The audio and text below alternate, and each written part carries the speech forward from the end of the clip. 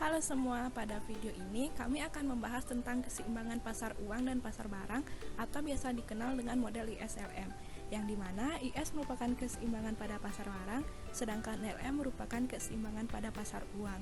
Jadi, keseimbangan pada pasar uang dan pasar barang ini akan menimbulkan keseimbangan umum dan keseimbangan semu.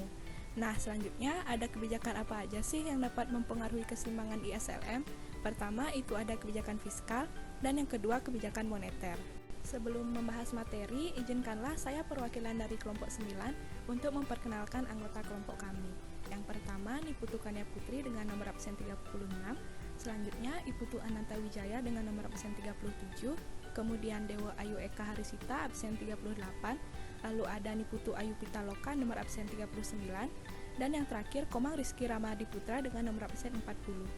Jadi, sebelum membahas model ISLM, saya akan mulai dari pengertian analisis keseimbangan umum dan semu.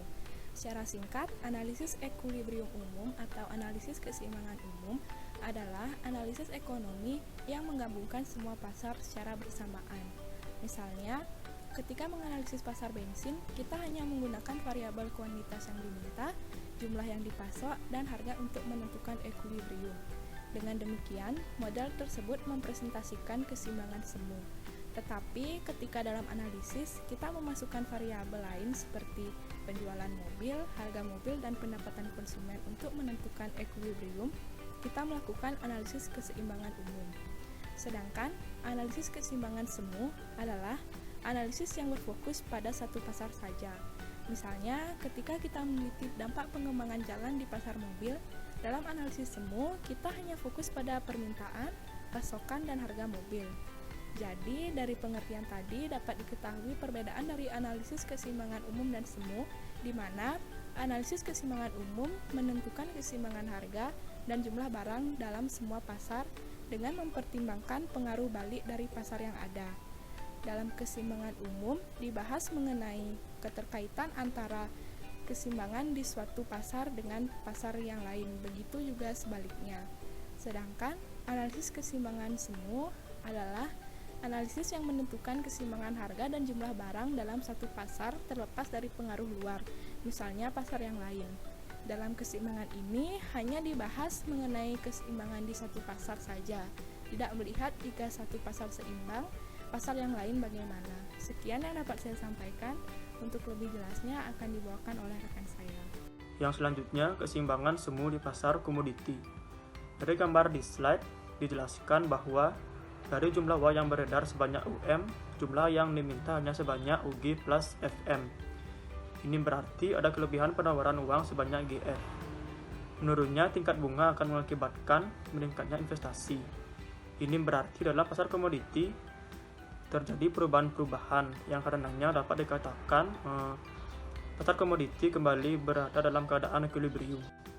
Materi yang selanjutnya, keseimbangan semu di pasar uang. Dari gambar 6 step 3, kita ambil sembarang titik pada kurva LM, asalkan bukan titik yang dilalui kurva IS, misalnya titik B. Titik B tersebut menunjukkan tingkat pendapatan nasional setinggi OYE dan tingkat bunga setinggi ORE. Pada tingkat pendapatan nasional dan tingkat bunga tersebut, pasar uang berada dalam keadaan equilibrium. Pada tingkat pendapatan nasional sebesar OYE, besarnya uang yang di tangan masyarakat untuk maksud-maksud transaksi adalah sebesar 0 UL1E sama dengan UD. Yang selanjutnya, menilai variabel endogen dalam keseimbangan umum. Dalam gambar 6.4 di slide, bahwa titik E pada kuadran gabungan antara pasar komoditi dan pasar uang merupakan titik keseimbangan umum. Oleh karena pada titik keseimbangan umum, perekonomian seluruhnya berada dalam keadaan equilibrium. Maka semua variabel ekonomi dalam keadaan equilibrium juga, termasuk juga di dalamnya variabel ekonomi endogen. Selanjutnya akan dijelaskan oleh teman saya. Baik, terima kasih atas waktunya. Di sini saya akan menjelaskan mengenai keuntungan dan kerugian analisis keseimbangan. Yang pertama yaitu keuntungan dan kerugian analisis keseimbangan umum. Keuntungan dari analisis keseimbangan umum ini yaitu yang pertama memungkinkan kita untuk menganalisis bagaimana keseimbangan umum berguna ketika kita perlu memahami interaksi beberapa variabel dari berbagai pasar. Yang kedua, kita dapat menyoroti pentingnya hubungan antar sektor dan menggabungkan fitur unik dari sistem ekonomi. Yang ketiga, memungkinkan kita untuk memprediksi nilai untuk banyak variabel ekonomi dalam sistem. Sedangkan kerugiannya, yaitu analisis keseimbangan umum, membutuhkan data yang besar. Selanjutnya, keuntungan dan kerugian analisis keseimbangan semu. Keuntungan dari analisis keseimbangan semu ini yaitu yang pertama, menawarkan kesederhanaan karena tidak memperhitungkan interaksi apapun dengan pasar lain. Yang kedua, analisis juga sangat sederhana untuk diimplementasikan secara komputasi dan lebih rinci. Sedangkan kerugiannya yaitu karena lebih sederhana. Model equilibrium parsial mungkin tidak memperhitungkan interaksi penting dan efek umpan balik antara berbagai pasar. Baik, sekian yang bisa saya sampaikan. Materi selanjutnya akan dilanjutkan oleh teman saya. Terima kasih atas waktunya. Baik, di sini saya akan menjelaskan mengenai dampak kebijakan fiskal dan moneter terhadap keseimbangan ISLM. Kita ketahui bahwa kerangka analisis kurva IS dari LM akan digunakan untuk menganalisis kebijakan moneter dan fiskal, dua instrumen yang bisa dilakukan oleh pemerintah dalam mengelola perekonomian negara. Kedua kebijakan ini saling terkait erat satu sama lainnya, karena kebijakan moneter yang diambil mempunyai implikasi fiskal dan sebaliknya sering juga kebijakan fiskal mempunyai implikasi moneter.